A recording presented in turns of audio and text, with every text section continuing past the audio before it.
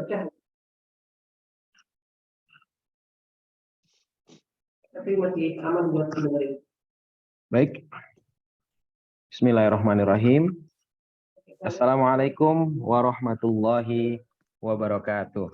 Waalaikumsalam warahmatullahi wabarakatuh.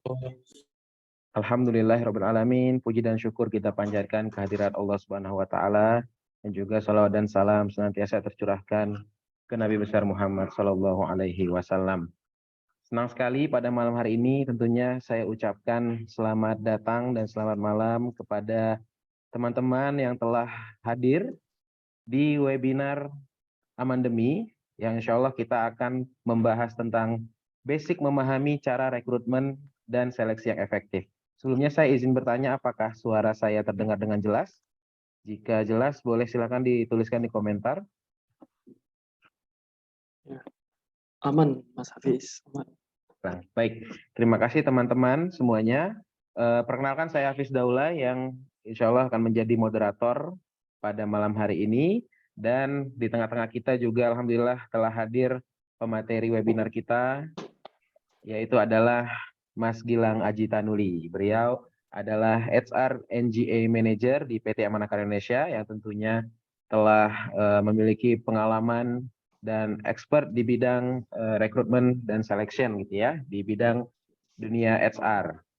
Nah, teman-teman semua nggak perlu lama-lama lagi. Namun sebelum memulai, saya izin menginformasikan beberapa hal. Yang pertama, bagi teman-teman yang mungkin belum mendaftarkan diri, silahkan untuk registrasi melalui link yang akan saya share dari kolom komentar. Nantinya teman-teman apabila telah mengisi registrasi di link tersebut akan mendapatkan e-certificate yang bisa diakses di dalam platform Amanah Academy. Kemudian juga teman-teman akan mendapatkan free voucher Amanah Academy dan gratis mini website profesional dari berbagi.link. Jadi teman-teman bisa nanti sambil isi atau mungkin setelah ini juga bisa diisi. Karena untuk mendapatkan e-certificate-nya harus mengisi registrasi dan diakses di dashboard dari Amanah Academy teman-teman gitu ya. Baik, tanpa berlama-lama lagi, mari langsung saja kita mulai webinar Basic Memahami Cara Rekrutmen dan Seleksi Efektif yang insya Allah akan dibawakan oleh Mas Gilang Aji Tanuli. Kepada Mas Gilang, kami persilahkan. Oke, bismillah. Terima kasih Mas Hafiz sudah membuka ya sesi webinar hari ini.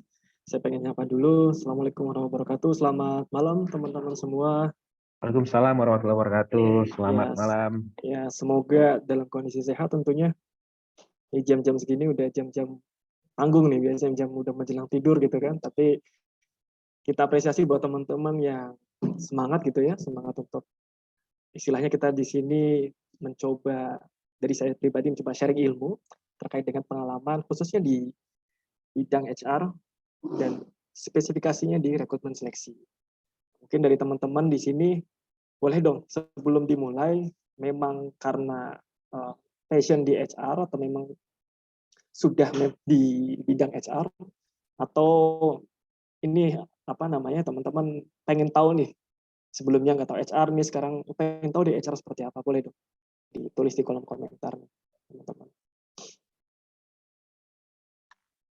Ya kan sifatnya basic ya, jadi sebenarnya belum terlalu fokus sekali, tapi sudah lebih spesifik dibanding webinar yang pertama. Kalau teman-teman pernah ada yang ikut gitu ya, lebih spesifik dibanding yang pertama. Jadi insya Allah materi hari ini lebih ke arah teknikal ya, teknikal di scope-nya rekrutmen dan seleksi seperti itu. Oke, boleh tulis di kolom komentar buat teman-teman. Di sini ada yang memang sudah di bidang HR atau memang ini hal yang baru, kemudian teman-teman pengen coba belajar, atau ada yang lain nih dari teman-teman.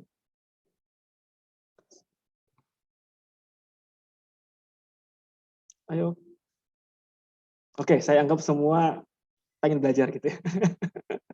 Oke, bismillah, kita mulai dulu ya. Jadi bicara rekrutmen seleksi ini pada dasarnya kan salah satu dari sekian banyak skop kerja di HR gitu ya.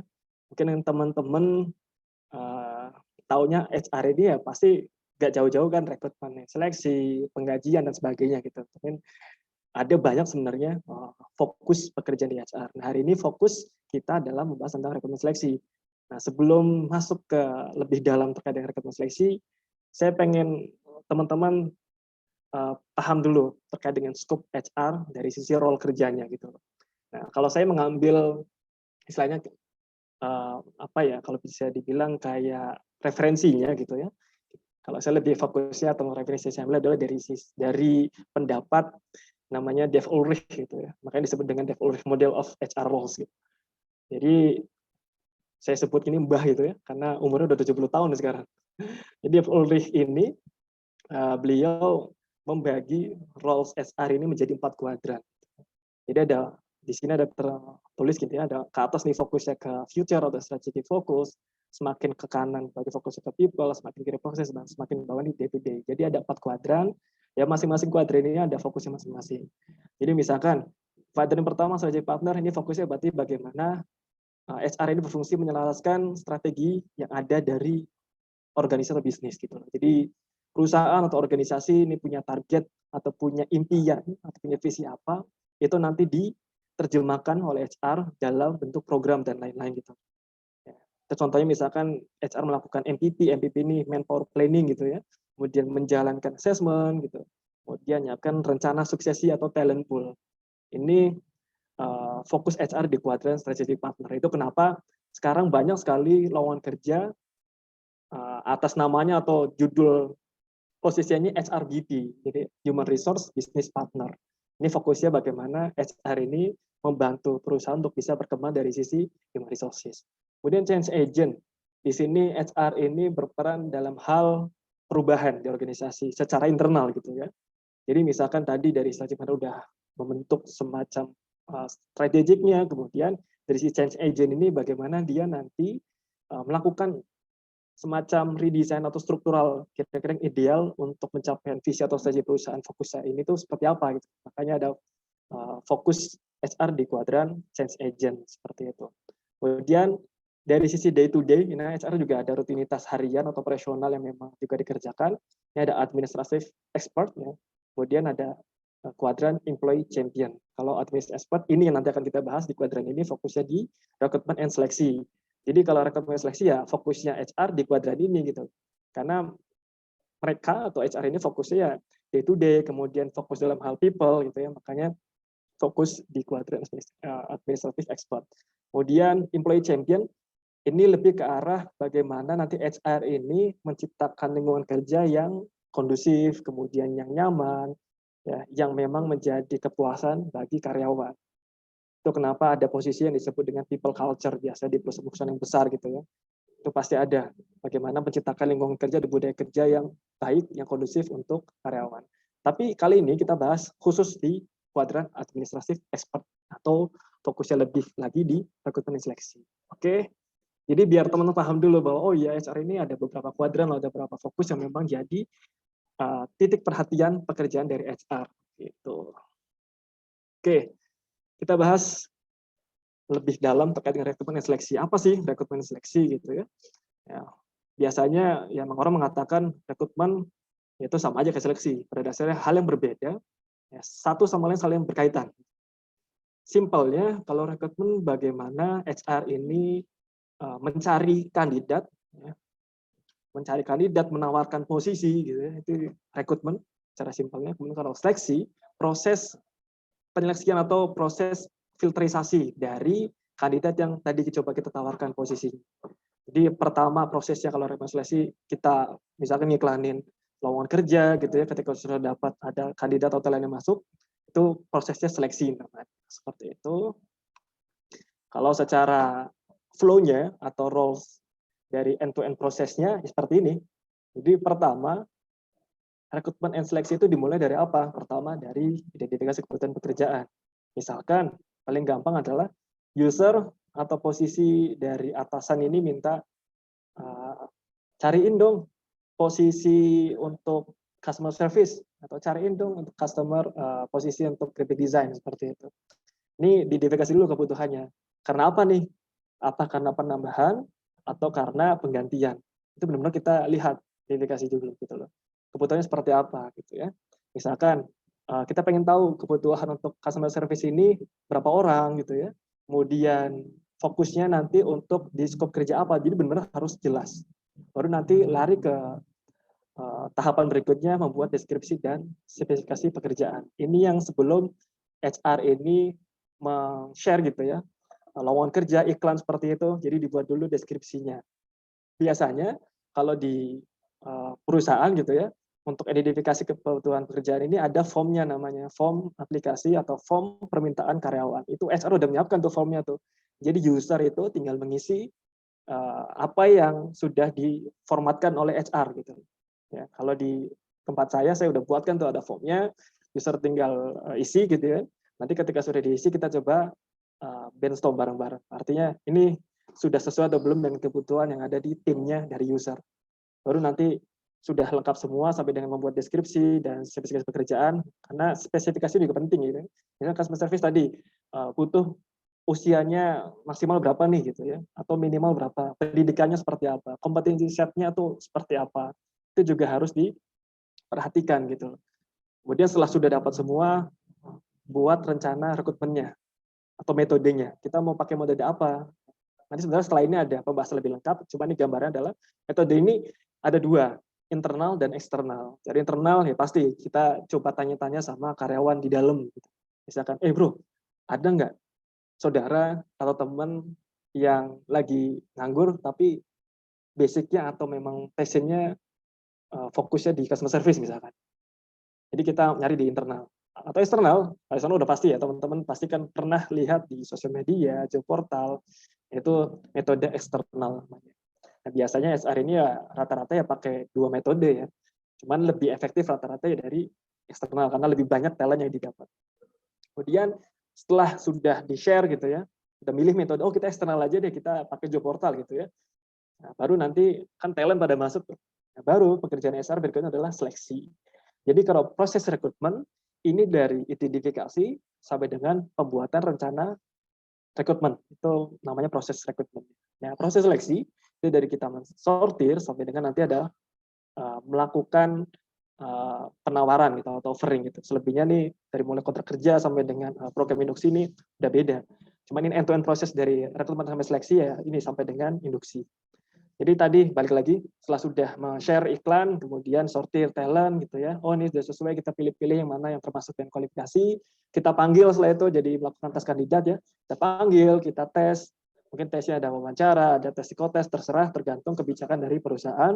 Baru nanti sudah dapat nih dari beberapa kandidat yang dites, dapatlah satu nama gitu ya. Kita kasih offering, kita kasih penawaran gitu ya.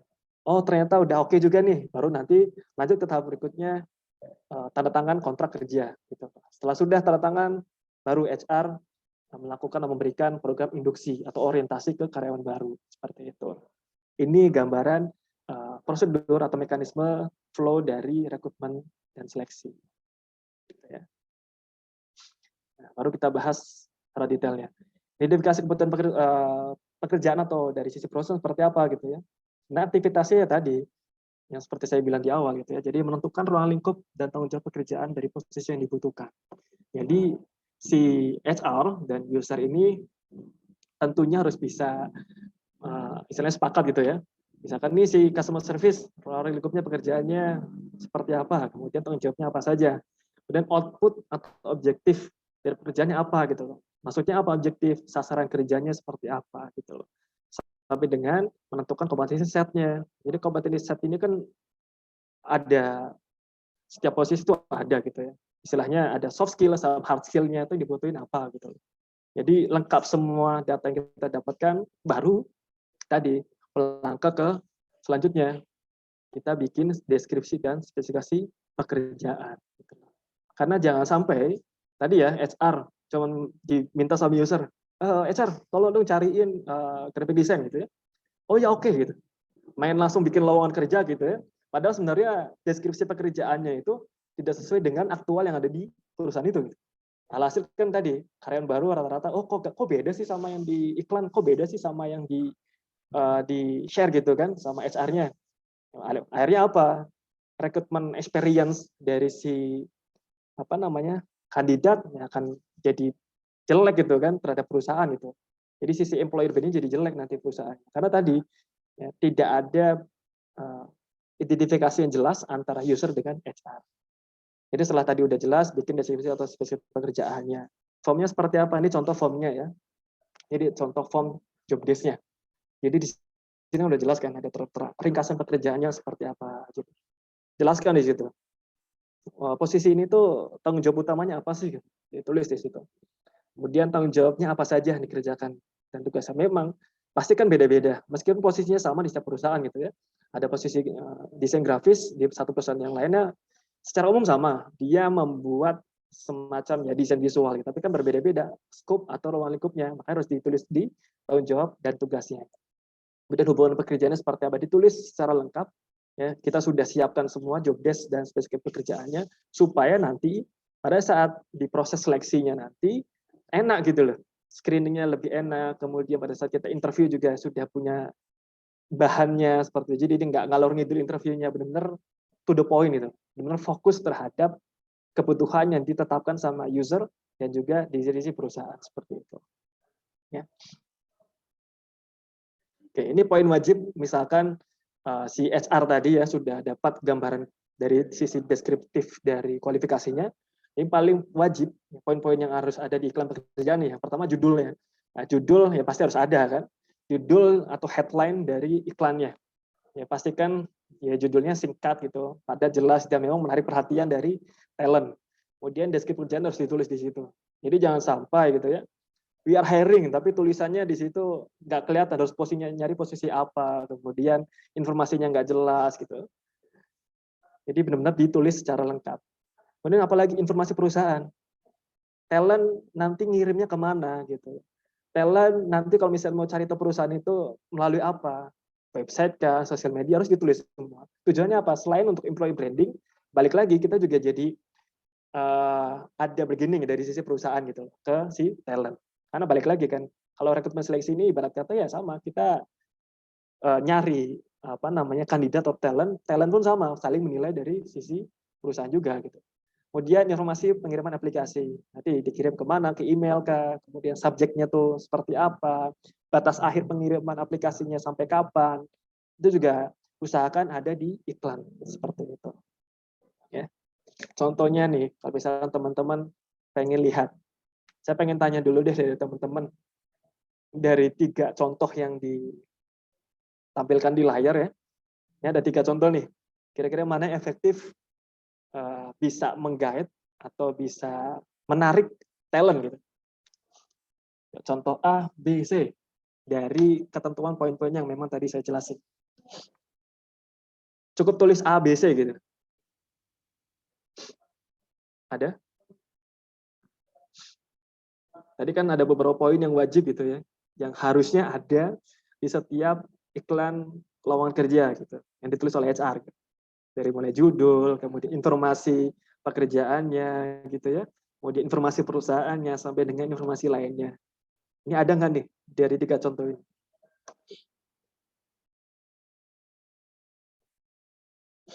Ada? B, oh B, tuh. B. Oke. Banyak kan B ya. Yang C ini zaman dulu banget kayaknya di koran ya. Ya.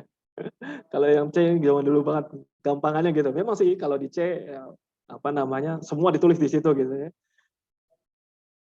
Ada lagi B, rata-rata B ya. Oke.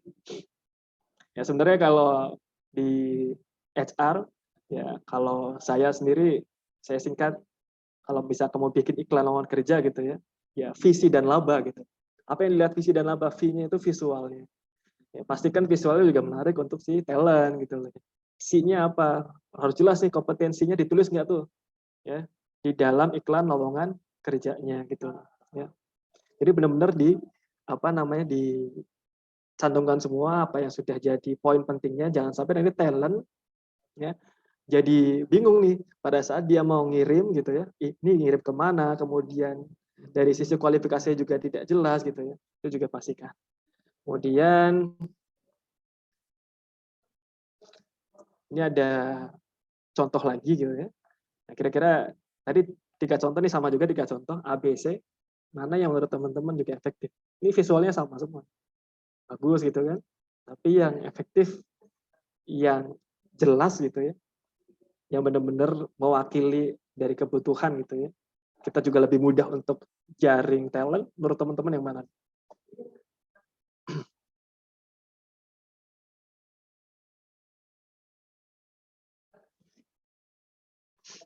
Ayo. Yang A, waduh. A, sekarang yang A ya. Oke. Oke, nanti mungkin di akhir saya pengen nanya kali ya, kenapa kok pilih A gitu. Ya. Mungkin ada tulis di komentar, kenapa pilih A?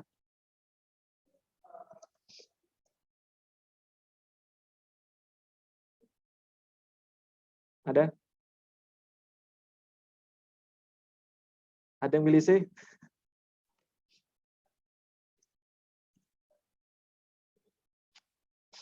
Clear informasi dan desainnya. Oke, ada lagi.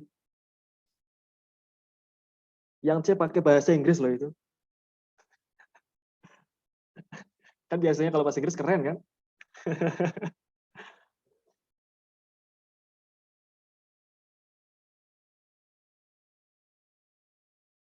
Ada yang mau kasih pendapat lagi buat teman-teman? Nggak ada yang salah sebenarnya. Karena balik lagi, yang terpenting adalah isi dari iklan lowongan kerja tadi mewakili kebutuhan atau posisi yang kita butuhin sebenarnya. Jadi nggak ada patokan harus font apa gitu ya, kemudian harus warna apa. Sebenarnya balik lagi, kalau misalkan di perusahaannya sudah punya fundamental khusus desain gitu ya, kemudian misalkan PT Amanah gitu, kita coloringnya warna apa, ya sebisa mungkin warna dari iklan lowongan kerja juga tidak jauh dari warna identitas dari perusahaan. Nah, balik lagi tadi kan tujuan dari poin untuk kita share iklan lowongan kerja ada employer branding gitu ya. Mungkin memang mengenalkan identitas perusahaan ke talent gitu. Oke ya, kita lanjut ya. Supaya waktunya cukup. Bentar. Oke, setelah sudah tadi kita bikin desainnya, kita share kan tadi kan? Kita share, kita metodenya kalau terbuka, kita share melalui apa? Job portal, kita share melalui job fair. Nah, sekarang job fair sudah mulai ada lagi gitu kan. Dulu mungkin waktu pandemi agak susah job fair. Online tapi kurang efektif. Nah, kampus hiring, kita datang ke kampus misalkan. Atau headhunter, social media, dan outsourcing. Jadi ini ada 2 metode yang bisa dipakai HR untuk rekrutmen, gitu ya, untuk proses rekrutmen. Kalau internal tadi, kita bisa pakai program referral gitu ya. Misalkan kita kasih challenge ke karyawan, siapa yang bisa mendapatkan atau bisa rekomendasi talent ke kita dan sampai minimal misalnya sampai ke tahap apa nih, apakah sampai ke tahap interview, itu nanti ada insentif misalkan. Itu bisa juga. Jadi setiap karyawan berlomba-lomba untuk cari rekomendasi. Bisa juga untuk bantu pekerjaan HR misalnya. Tapi misalkan oke, nggak perlu deh, karyawan lagi pada sibuk misalnya. Ya udah bisa pakai yang eksternal, pakai job portal kan banyak sekarang. Kemudian job fair atau pakai headhunter, atau teman-teman juga bisa menjalin relasi dengan hiring partner gitu. Jadi lebih mudah juga seperti itu. Jadi banyak metode yang bisa dipakai. Ya. Kemudian setelah sudah kita pilih metode tadi, ya tentunya kan kita tinggal sortir kan dari yang sudah masuk gitu loh. Apa yang kita sortir ya tadi? CV, ya, CV kemudian dan portofolio. Kalau resume ini kan lamaran kerja ya. Ya, itu biasanya satu ikatan dengan CV. Tapi kalau tidak ada, yang penting CV-nya dan portofolio gitu loh. Nah, sortir CV pun ada tekniknya gitu loh. Ada tekniknya. Apa yang bisa kita lihat, apa yang bisa kita ambil gitu loh. Nggak perlu kita lama-lama lihat satu CV gitu. Kalau tadi pertama ya, tahap pertama tadi identifikasinya jelas, kualifikasi jelas ya. Pada saat kita cek CV, oh ini nggak ada nih kata kuncinya, misalnya kita kata kunci untuk customer service. Dia kualifikasi atau kompetensi setnya bisa face typing atau misalkan dia interpersonal skill-nya ada gitu. Jadi kita tinggal cari keyword-nya di CV dari talent yang apply ke kita seperti itu. Ya. Nah, ini saya kasih case study atau contoh misalkan. Ini brainstorm atau hasil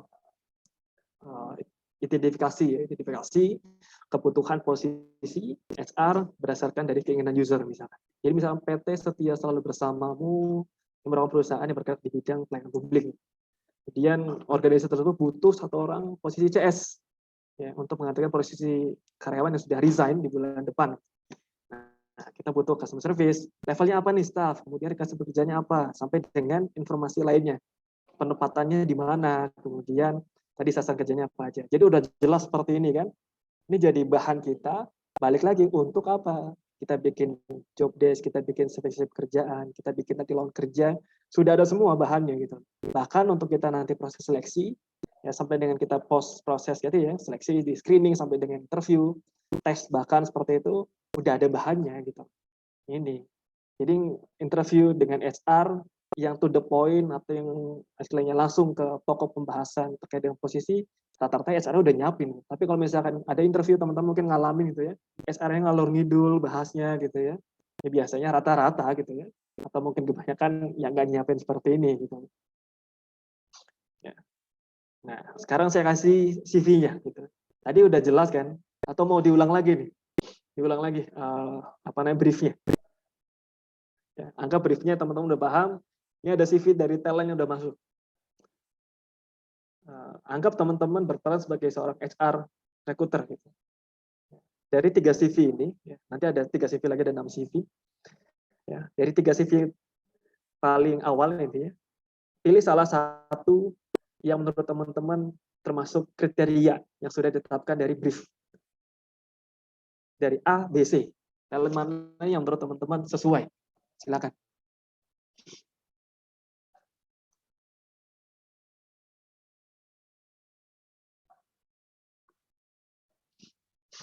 Oh, C. Ada lagi?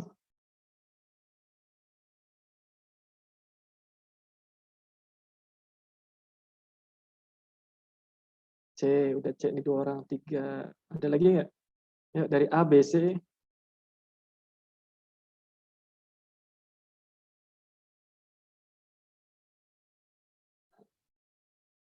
Ada lagi sebelum saya next nih?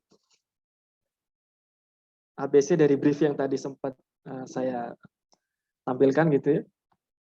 Dari 3 CV ini mana yang memang sesuai atau termasuk dengan kualifikasi dari brief. Ada lagi? Saya anggap lanjut dulu ya. Kemudian yang kedua.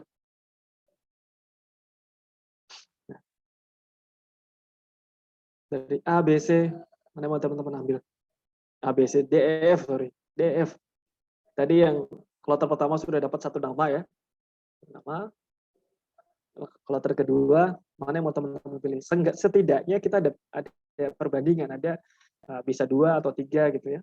Untuk tahap berikutnya seperti itu. D. Oke.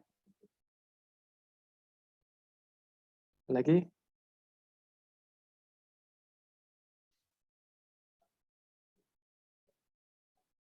Ada? Ya. Kalau ya ada nih siapa nih? D, O, F. Ada yang F. Oke. Prinsipnya pada saat kita screen CV pada dasarnya ya tadi kita cek keywordnya gitu. Karena kan kita manual gitu, kecuali kita pakai sistem ATS gitu, application tracking system. Kalau pakai sistem tinggal masukin keywordnya atau kata kuncinya, ya dengan otomatis sistem akan membaca gitu. Mana kata kunci yang menjadi pedomannya gitu. Tapi kalau manual ya kita tinggal cek dari sisi pengalaman, kemudian dari sisi kompetensinya gitu. Ada nggak pengalaman relate dengan posisi yang kita butuhin, kemudian dari kompetensinya ada nggak yang relate seperti itu. Oke, berarti secara mayoritas ya, tadi yang kloter pertama pilih C, kemudian kloter kedua pilih D. Berarti ada 2 nama yang kita pilih ya, dari hasil sortir. Kita udah kerucutin nih dari 6 talent yang masuk gitu ya. Kita ada sudah 2, kita kerucutkan untuk masuk ke tahap berikutnya. Seperti itu. Nah, tahap berikutnya apa? Tadi, berarti 2 kandidat yang kita hasil sortir tadi, kita berikan tes gitu ya. Berikan tes, ya, apa tesnya? Ini tergantung ya, karena setiap perusahaan punya kebijakan masing-masing. Nah, tes psikotes ya, tujuan tes psikotes ya banyak ya jenisnya. Cuman misalkan di sini saya pengen tahu dong, atau dari perusahaan pengen tahu kepribadiannya gitu. Karena ada beberapa memang jadi tolak ukur gitu ya sebelum nanti masuk ke tahapan interview. Kemudian tes keahlian kalau memang posisinya sifatnya spesialis. Ya, misalkan graphic design, kemudian programmer yang memang dibutuhkan ada technical test gitu di situ. Itu bisa juga. Kemudian wawancara, ya, bisa dengan HR, kemudian lanjut lagi ke user atau bisa sekaligus di dalam satu agenda juga tidak masalah. Baru terakhir ada tes yang namanya referensi checking atau background checking.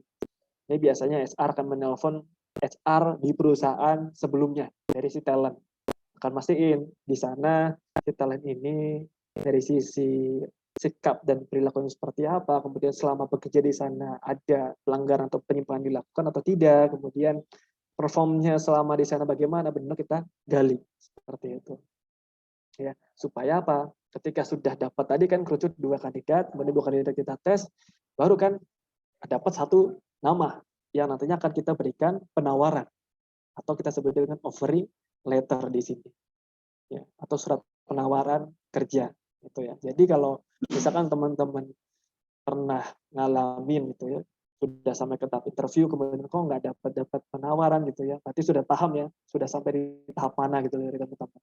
Atau misalkan teman-teman lagi belum pernah gitu ya, belum pernah atau baru kali ini mau nyoba interview atau mau nyoba ikut apply lamaran, seenggaknya udah paham kan tadi prosedurnya tuh sampai mana. Atau bahkan teman-teman nanti yang memang punya rezeki atau passion di bidang HR dan dapat pekerjaan di bidang itu ya, jadi paham seenggaknya alurnya tuh seperti apa.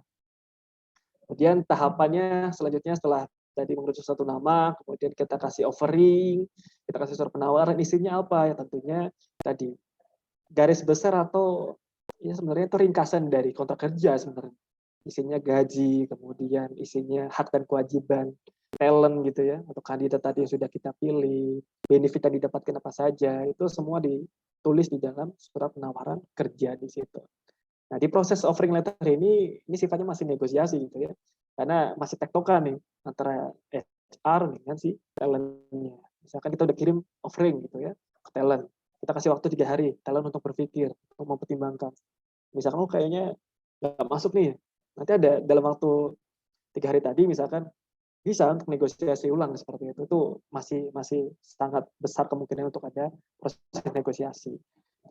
Tapi ketika misalkan dari talentnya oke udah 3 hari dia setuju gitu, dari penawaran kita berikan gitu ya, lanjut ke tahap berikutnya buat kontrak. Ini contoh offering letter ya, yang bisa teman-teman bisa lihat. Gitu. Jadi offering letter ini garis besar atau simpelnya itu ringkasan dari kontrak kerja sebenarnya, perjanjian kerja. Karena di dalamnya kan isinya itu tadi ada tanggung jawabnya apa aja yang dikerjakan ya, kewajibannya, haknya yang didapat tuh dari sisi benefit apa saja. Strukturalnya pun kita tulis di situ. Dia di posisi apa, nanti setelah strukturalnya itu dia di divisi mana, kemudian di bawah siapa. Ya kalau misalkan dia levelnya profesor, berarti di bawah dia ya subordinatnya siapa, nanti atasnya itu dia siapa. Jadi benar tulis secara jelas. Jam kerjanya, kemudian dari sisi hari kerjanya atau apa saja, tuliskan semua di situ. Gaji, ya, tunjangan, benefit lainnya, tulis semua di situ. Ketika talentnya atau kandidatnya oke nih, dia akan tanda tangan di sini kan, feedback kita dapatkan, ini jadi pegangan kita. Tapi jangan sampai merasa seneng gitu ya. Kalau HR kan salah satu KPI-nya misalkan bisa menghasilkan talent. Ketika udah offering letter, tanda tangan belum tentu, karena bisa jadi offering letter ini belum menjadi ikatan gitu. Kalau secara perjanjiannya belum ikat gitu. Dia sebatan kayak dulu kan, booking tempat dulu gitu. Misalnya booking tempat bahwa inilah posisi ini diisi oleh si A gitu. Tapi bisa saja kemungkinan misalkan udah tentukan tanggal sekian kita tanda tangan perjanjian gitu ya, tiba-tiba hari nggak datang. Kita nggak ada wewenang untuk menuntut gitu ya. Karena ini bukan sifatnya perjanjian, ini sifatnya penawaran gitu. Ya. Jadi pastikan pada saat teman-teman tadi sampai ke tahapan penawaran, ini benar ya talent tadi udah sesuai gitu loh. Ya. Ini baru selanjutnya ada pembuatan surat perjanjian kerja. Perjanjian kerja ini ada 2. Ya. Ini kalau menurut undang-undang, kalau sekarang kan undangnya baru gitu ya, undang-undang baru Cipta Kerja nomor 11 tahun 2020 kan udah diganti sekarang. Ya, udah ganti jadi undang-undang nomor 6 tahun 2023 gitu. Udah ganti. Nah, cuman kalau 2003 nomor 13 ini masih berlaku ya. Ini kalau perjanjian kerja secara umum atau sekarang berjalan ini ada 2 jenisnya. Jadi perjanjian kerja waktu tertentu dan tidak tertentu, atau kita singkat dengan PKWT dan PKWTT. Kalau PKWT biasa kita sebut dengan perjanjian kontrak, tapi kalau PKWTT sebut dengan perjanjian karyawan tetap atau probation lah istilahnya gitu. Biasanya kalau PKWTT kan ada probation 3 bulan. Tapi kalau PKWT kontrak itu tidak ada namanya probation, seperti itu. Ya. Jadi kalau misalnya nanti teman-teman bekerja sebagai HR kemudian di perusahaan gitu ya, ada perusahaannya minta ini kontrak ya, probation dulu, ya nggak ada probation untuk karyawan kontrak gitu. Karena ketika kontrak terus dikasih probation secara nggak langsung secara hukum itu udah dianggap sebagai karyawan tetap. Jadi perlu hati-hati seperti itu. Jadi sudah offering tanda tangan, dikuatkan lagi dengan perjanjian kerja di sini. Tinggal tadi pastikan ya, karena jenis perjanjian ini kan sudah ditetapkan di awal pada saat identifikasi kebutuhan tadi ya. Di awal banget loh. Kalau misalnya teman-teman masih ingat, posisi ini statusnya apa, kebutuhannya untuk berapa bulan, atau misalkan ini tetap loh, berarti untuk perjanjiannya waktu tidak tertentu untuk orang tetap seperti itu. Ya. Ini contoh covernya gitu. Ini saya kasih contoh covernya aja. Cuman kalau isinya ya tadi ya ada nama si pihak pertamanya sebagai perusahaan itu siapa, kemudian pihak kedua si karyawan gitu kan. Di dalamnya ada hak dan kewajiban karyawan, di dalamnya juga ada bagaimana ketika perjanjian itu berakhir kalau apa, ini semua dijelasin di dalam perjanjian. Isinya hampir sama, cuman bedanya kalau PKWTT dia tidak berbatas waktu, ya, tapi kalau perjanjian waktu tertentu PKWT ini berbatas waktu. Gitu. Ini contoh covernya. Ya. Nah, setelah sudah tanda tangan, baru berikutnya adalah menjalankan program induksi. Induksi ini semacam orientasi. Tujuannya supaya si karyawan baru tadi tidak merasa canggung gitu ya. Ya mereka si karyawan udah merasa ada bekal nih. Sama halnya teman-teman ketika masuk atau datang ke suatu lingkungan yang baru, belum ada yang dikenal ya, pasti akan ngerasa canggung. Beda ketika di awal kita udah kenal nih. Sama halnya kayak misalkan teman-teman masuk ke perusahaan gitu, HR-nya itu benar-benar ngasih orientasi ini loh. Nanti kalau teman-teman mau ke toilet sebelah sini, nanti kalau misalkan mau ambil kopi ada sebelah sini, nanti kalau misalkan mau ambil atau mau pengajuan reimbursement caranya seperti ini. Sudah dijelaskan semua di awal, enak teman-teman gitu. Nanya reimbursement nanti ke divisi keuangan misalkan. Tapi kalau misalkan HR-nya benar-benar melepas gitu ya, ketika sudah hiring tanda tangan udah dilepas gitu, ya bingung ya. Apalagi misalnya karyawannya benar-benar introvert gitu misalkan, ya orangnya masih awal malu-malu gitu ya, pasti bingung. Ya paling 1 bulan 2 bulan nggak betah terus resign. Yang rugi siapa? HR-nya balik lagi. Ya, belum nanti kita ngitung kalau di HR berarti ada cost per hire-nya gitu. Ya, otomatis biaya udah keluarin jadi rugi nanti. Jadi pastikan ketika sudah sampai tanda kontrak, dampingi si karyawan baru ya minimal ya 1 bulan sampai dengan 3 bulan ya, supaya si karyawan baru sudah mulai terbiasa dulu dengan lingkungannya gitu. Jadi garis besarnya tadi jelasin gambar umum tentang budaya di kita seperti apa. Misalkan hati-hati di tempat sini ada karyawan si A nih biasanya omongannya seperti ini nih ya. Hati-hati kalau misalkan diomongin. Ada yang ceplos-ceplos ini sampaikan di awal supaya oh iya si A ini ngomongnya memang begitu lah. Dia udah prepare dulu nih mentalnya gitu. Itu contohnya seperti itu. Jadi semua dijelaskan pada saat induksi atau orientasi. Ini topik-topiknya seperti apa yang tadi saya bilang, ada visi misi, value-nya di situ, kemudian kita kenalkan juga strukturnya, rekan kerjanya dari divisi yang lain itu apa siapa saja gitu ya. Layout ruangannya, nanti kamu kerja di meja sini ya, kalau mau ke ruangan HR sebelah sini, ruangan GA sebelah sini, ruangan finance sebelah sini gitu ya. Dijelaskan semua. Bahkan sampai dengan cara penggunaan software. Kalau misalkan di perusahaan itu sudah pakai sistem. Misalkan untuk absensi kita pakai aplikasi ini gitu. Jangan sampai nanti absennya lupa gitu. Semua dijelasin semua di situ di awal. Seperti itu. Ya. Nah, ini contoh induksi di PT Amanah gitu ya. Kalau di kita masih pakai online gitu. Tes online. Jadi kita jadwalkan 1 hari ya untuk teman-teman dari tadi ya new joiner gitu ya kita sebutnya. Jadi pendatang di kita, keluarga baru di kita. 1 hari HR ini memberikan orientasi ke karyawan baru. Kita jelaskan perusahaan Amanah seperti ini, kita visi misinya seperti sampai dengan raport atau ya tadi sasaran kerja dari karyawan itu.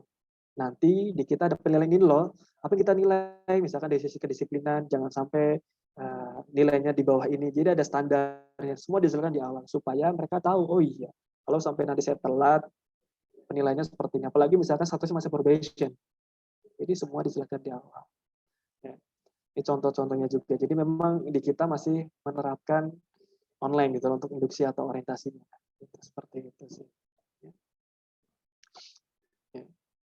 Itu semua prosedurnya sekarang lebih ke arah supaya hiringnya berkesan tuh gimana. Ya. Kan bisa aja kita udah jalanin prosedur nih sampai dengan induksi tadi, tapi nggak berkesan bagi si kandidat. Gitu. Terus kudu piye gitu. Kudu seperti apa? Ya pertama, kita ciptakan kandidat experience gitu. Experience seperti apa contohnya? Kita udah buatin, kalau di job portal tuh udah enak sebenarnya, banyak job portal kan. Kita apply, kita udah tahu nih proses hiring itu sampai mana gitu. Kita masuk ke shortlist kah, kita masuk ke rejection kah, kita masuk ke nanti ke tahapan assessment kah, udah jelas. Jadi kandidat nggak perlu lagi nanya-nanya ke si HR, Pak ini kok saya 2 minggu nggak dikabarin, Pak ini kok 1 bulan nggak dikabarin gitu. Itu. Jadi jangan sampai experience atau apa namanya perasaan si kandidat merasa di PHP-in. Gitu. Kemudian apalagi yang kedua gitu ya, perbarui informasi. Nah tadi kalau misalkan kita belum punya sistem, ya perbarui informasi secara manual. Misalkan. Kita kasih 3 hari, tidak ada, taruhnya 3 hari gitu ya, untuk sortir. Kemudian ada beberapa yang kita unshort list gitu ya. Ya boleh kita email blast juga nggak apa-apa gitu. Bahwa yang bersangkutan tidak lolos gitu. Atau misalkan sudah sampai interview, kemudian tidak lolos, jelaskan juga gagalnya karena apa. Gitu.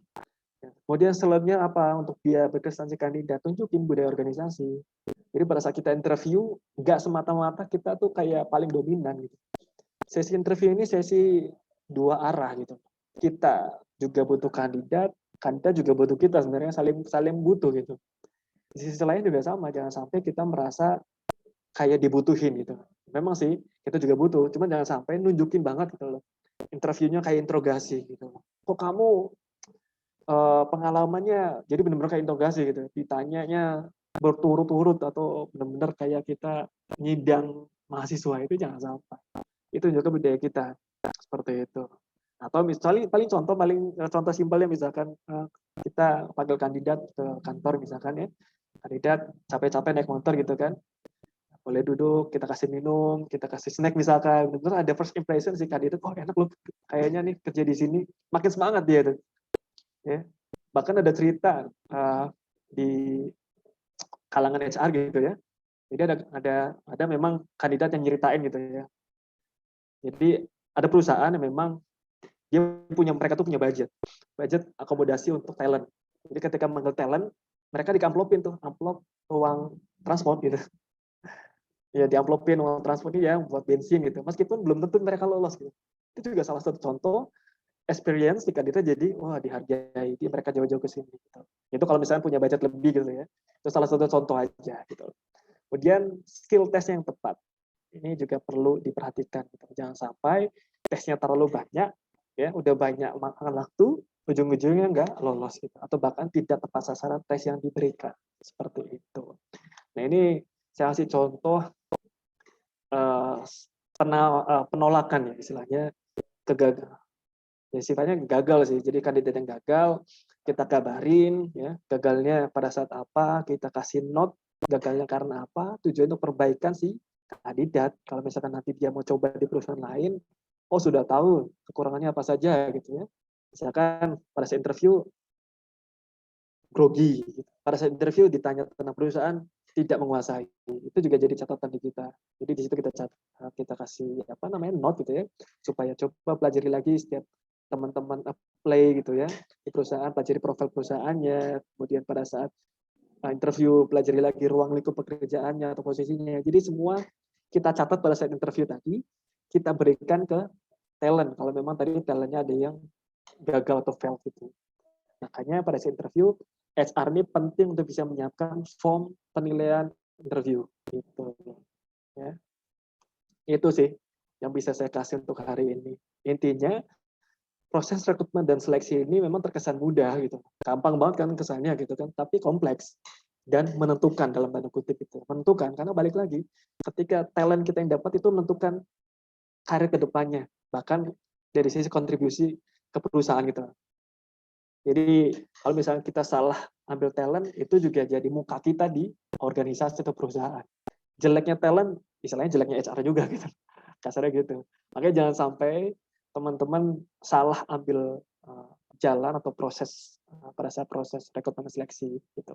Yang penting jangan sampai lupa buat database terbaik dari kandidat yang teman-teman proses supaya kita menghargai mereka apply, kita hargai untuk kita recap, ya, kita catat nama-namanya. Sewaktu-waktu teman-teman butuh kualifikasi yang dibutuhkan, itu udah ada nama-nama. Seperti itu saya bisa kasih. Terima kasih buat teman-teman. Itu aja Mas Hafiz. Menarik sekali Mas Gilang, materinya ternyata begitu, terlihatnya memang mudah ya Mas ya, tapi Badi baru benar-benar tahu nih, ternyata Masya Allah tugasnya Mas Gilang dan teman-teman HR di luar sana ya. Nah teman-teman semua, kita ada kesempatan untuk langsung nih sesi tanya jawab dengan Mas Gilang. Silakan bagi yang ingin bertanya, kita masih ada waktu, boleh silahkan untuk raise hand atau angkat tangan, dan silakan langsung saja menyalakan mikrofonnya. Mungkin di sini ada teman-teman yang tadi seperti Pak Mas Fatur ya, ingin belajar HR, atau mungkin ada yang ingin nanti merekrut karyawan untuk bisnisnya. Silakan bisa langsung tanya-tanya nih ke Mas Gilang. Ini ada pertanyaan pertama dari kolom chat dari Kak Bildul. Assalamualaikum Mas Gilang dan tim Amandemi, izin bertanya.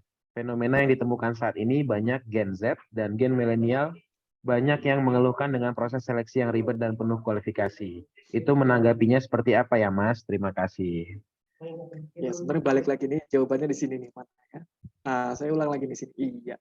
Terima kasih nih buat Mas Bildul tadi. Jadi untuk menanggapi karena memang jadi kayak semacam isu juga di beberapa teman-teman HR gitu kan untuk generasi Z dan generasi milenial. Ada yang bilang bahkan ini generasi strawberry, saya kurang tahu juga nih generasi strawberry. Jadi karena mungkin ya tadi ya skill-nya oke, tapi di sisi lain dari sisi itu tetap personality kurang begitu bagus gitu. Jadi yang paling kita bisa lihat adalah kita berikan experience dari sisi prosesnya tuh jangan terlalu panjang gitu loh. Balik lagi, meskipun terlihatnya mudah dan bisa dipersingkat, tapi jangan sampai nanti persingkat tadi juga mengurangi kualitas dari proses rekrutmen itu sendiri. Jadi kalau misalnya teman-teman nih, untuk generasi Z biasanya kan skill-nya oke-oke nih, ya kan? Yang paling penting adalah tadi, langsung tuh udah poin ketika kita butuh posisi graphic design gitu ya, pasti rata-rata kan yang lamar juga usia-usia 2000-an gitu ya. Tadi ada tes kemampuan dasarnya gitu ya, tapi balik lagi kita harus sudah nyiapin nih fundamental standar dari desain yang ditetapkan tuh seperti apa gitu loh. Jadi pada saat nanti si talent mengirimkan feedback tadi, kita jangan sampai lama-lama gitu loh. Kita udah tetapin 2 hari atau 3 hari, langsung kasih jawaban itu iya atau enggaknya gitu. Nah, rata-rata mereka ngeluh kan karena tadi sudah lama prosesnya, kemudian tidak update informasinya juga, ketika ditanya HR-nya tidak responsif. Ya, biasanya itu yang bikin keluhan teman-teman. Gitu. Bahkan kita juga sama sih HR juga, ya artinya bukan hanya si talent di ghosting sama HR juga banyak juga yang di ghosting sama si kandidat gitu. Seperti itu sih. Semoga bisa menjawab. Baik, terima kasih tadi pertanyaannya Kak Bildul, mudah bisa menjawab. Ada pertanyaan lagi nih Mas Gilang dari Kak Nur. Assalamualaikum, izin bertanya, bagaimana pendapat Mas Gilang terkait penggunaan ATS atau Applicant Tracking System? Terkait otomatisasinya, efektifannya, kapan saatnya tepat menggunakannya, dan sebagainya. Terima kasih. Sistem ini kan sebenarnya dibuat untuk bisa memudahkan pada dasarnya. Karena dengan adanya sistem tadi kan kita bisa lebih efektif, lebih efisien tentunya. Efisien dari sisi waktu. Karena biasanya yang bikin lama tadi kan screening atau sortir dari CV. ATS ini membantu HR untuk bisa mempercepat proses screening. Cuman ada plus minusnya juga gitu. Plusnya adalah ya lebih enak kan kita terbantu untuk short kandidat. Tapi minusnya adalah ada beberapa mungkin keywordnya tadi kan mungkin kita di sistem tadi kan baca sesuai dengan apa yang kita tentukan gitu. Misalkan interpersonal skill gitu. Tapi ada kandidat nulisnya pakai bahasa Indonesia gitu loh, bukan pakai bahasa Inggris, nggak terbaca sama sistem. Paling itu sih apa namanya minusnya nantinya gitu loh. Cuman yang paling tepat ya tadi ketika memang posisi yang dibuka tadi sudah kemungkinan akan banyak talent yang masuk. Ya, biasanya ATS ini dipakai untuk itu. Rata-rata perusahaan yang besar kan pasti pakai ATS ya, karena pasti talent yang masuk akan banyak gitu loh. Sebagai contoh misalkan sambil pakai contohnya misalkan Shopee. Shopee dulu tuh ketika buka apa namanya lowongan kerja pasti kan ribuan ya lamar kan. Kan nggak mungkin HR-nya manual ngecek satu-satu gitu kan. Capek satu harian gitu. Ya pasti dibantu sama sistem. Baru nanti ketika beberapa yang sudah tersort sama ATS tadi atau sama sistem tadi baru kita kulik lagi. Nah, biasanya seperti itu. Ya, jadi ada plus minusnya. Biasanya dipakai pada saat tadi posisi yang dibutuhkan pasti talentnya banyak atau kandidatnya masuk banyak, ya ditambah lagi untuk memudahkan juga, ya, lebih enak untuk sortir gitu loh. Seperti itu sih. Baik, mudah-mudahan terjawab ya Kak Nur. Nah ini ada yang menarik nih Mas pertanyaannya dari Kak Edo. Bismillah, berapa rata-rata gaji HR? Waduh, rata-rata gaji HR gitu ya. Karena HR ini kan skopnya banyak. Ya, tadi balik yang saya sebutkan tadi kan ada yang di kuadran khusus di strategic future atau strategic partner, ada yang fokusnya di champion, ada yang fokusnya di sini kan beda-beda. Posisinya juga beda-beda gitu. Ya, biasanya semakin apa namanya semakin pentingnya atau esensialnya posisi HR tadi misalkan dia sebagai partner di organisasi untuk bisa mengembangkan organisasi ya otomatis kan gajinya makin besar gitu. Tapi kalau misalkan bicaranya SR dalam tanda kutip gitu ya sifatnya rutinitas gitu ya mengerjakan administrasi personalia gitu ya kemudian pengajian ya ya rata-rata kalau pakai hitungan angka gitu ya ini angka kan ya Mas Hafiz ya angka gitu ya ya kisaran antara 4,5 ya paling minim ya 4,5 sampai untuk level staff gitu 4,5 sampai 5. Tapi kembali lagi setiap perusahaan punya skala gaji yang berbeda-beda gitu. Cuma kalau bikin rata-rata ya udah 4,5 untuk level staff sudah dapat gitu. Baik, sebenarnya kembali lagi ke perusahaan juga ya Mas Gilang ya. Betul. Dan tentunya kan pasti masing-masing perusahaan punya apa? Skala gaji, standar gaji masing-masing. Betul, beda-beda dan juga mungkin ada perusahaan yang sudah besar hingga karyawannya ratusan bahkan ribuan gitu ya Mas ya. Baik, mungkin masih ada yang bertanya. Sambil nunggu yang ingin bertanya, kembali saya informasikan ya teman-teman yang sudah hadir di webinar pada malam hari ini. Jangan lupa untuk mengisi registrasi kehadiran. Di kolom chat sudah saya share linknya. Nanti teman-teman akan mendapatkan e-certificate dari Aman Academy, free voucher Aman Academy, dan juga gratis mini website profesional. Ini udah work ya. Oke, baik. Kemudian, apakah ada yang bertanya? Ada nih, Kita dari masih Dani. tunggu. Dani ya, Dari Dani silakan. Permana. Dani Permana.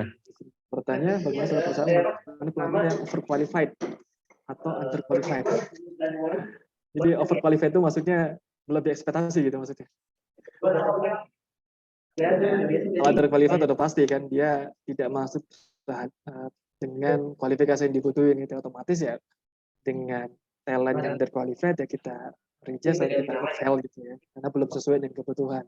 Kalau overqualified gitu ya, kalau overqualified ya rata-rata gini kita butuh untuk levelnya junior, tapi yang apply talentnya itu levelnya udah middle gitu atau senior gitu ya. Bagaimana untuk menanggapi itu ya balik lagi tadi di statement saya di akhir bikin database saja database untuk itu jadi jangan sampai paksakan gitu ya oh kita proses gitu kita cari junior kita proses yang senior otomatis tadi ya di proses offering tadi ya pasti akan mandek gitu percaya sama saya karena balik lagi oke mungkin di proses interview semua oke gitu kan tapi pada saat offering tadi kan kita pakai skalanya skala junior kita tawarkan levelnya level junior gitu ya, ya otomatis ya paling tadi beratnya di pada saat proses negosiasi tadi rata-rata tadi ya jangan sampai kita menghabiskan waktu gitu udah tahu nih oh dia untuk levelnya udah masuk senior nih saat kita butuhnya junior gitu ya jangan sampai kita paksakan dia ikut proses seleksi kita kita cukup masukin di database. Ketika nanti ada kebutuhan untuk level yang sesuai dengan kualifikasi dia, kita langsung calling itu, langsung kontak aja si talent itu gitu. Itu sih. Jadi tanggapan atau mungkin yang bisa kita ambil dari sisi HR. Jadi jangan sampai kita paksakan, kita ikutkan. Misalkan Mas Dhani levelnya udah senior, sedangkan perusahaan saya lagi butuh levelnya junior. Nah, ketika saya anggap Mas Dhani senior, kita masukkan ke junior, otomatis kan dari secara kualifikasi aja udah berbeda gitu loh. Ya, pasti dari sisi benefit ya tentunya akan berbeda juga gitu. Jadi jangan sampai waktunya kita habiskan gitu ya untuk yang hasilnya itu sebenarnya udah tahu gitu. Ya, semoga terjawab. Baik, terima kasih Kak Dani. Dan insya Allah kita akan bertemu ya di webinar-webinar selanjutnya. Mungkin cukup untuk yang malam ini, Mas Gilang. Terima kasih banyak atas pemaparannya tentang basic memahami cara rekrutmen dan seleksi yang efektif. Terima kasih juga kepada semuanya yang telah hadir di webinar kali ini. Jangan lupa sekali lagi saya ingatkan untuk mengisi form registrasi dan mendaftarkan diri di Amanah Academy. Itu di linknya sudah saya share di kolom komentar. Atau bisa juga teman-teman akses di websitenya Amandemi, yaitu amandemi.co.id. Dan jangan lupa follow Instagramnya Amandemi, karena insya Allah akan banyak sekali informasi yang bermanfaat terkait kegiatan-kegiatan seperti webinar pada malam hari ini, tentunya di bidang-bidang lainnya yang sangat bermanfaat untuk kita semua. Nah, terakhir, terima kasih juga kepada Amanah Corp yang telah mensupport kegiatan kita pada malam hari ini. Dan kami dari Amandemi mengucapkan terima kasih dan mohon maaf apabila terdapat kekurangan selama webinar yang berlangsung. Sekali lagi, terima kasih dan sampai bertemu di webinar-webinar yang akan datang. Untuk itu, izin saya tutup dengan alhamdulillahirobbilalamin. Wabillahi taufik wa hidayah. Wassalamualaikum warahmatullahi wabarakatuh. Waalaikumsalam warahmatullahi wabarakatuh. Terima kasih teman-teman semua yang sudah hadir, mantap semua.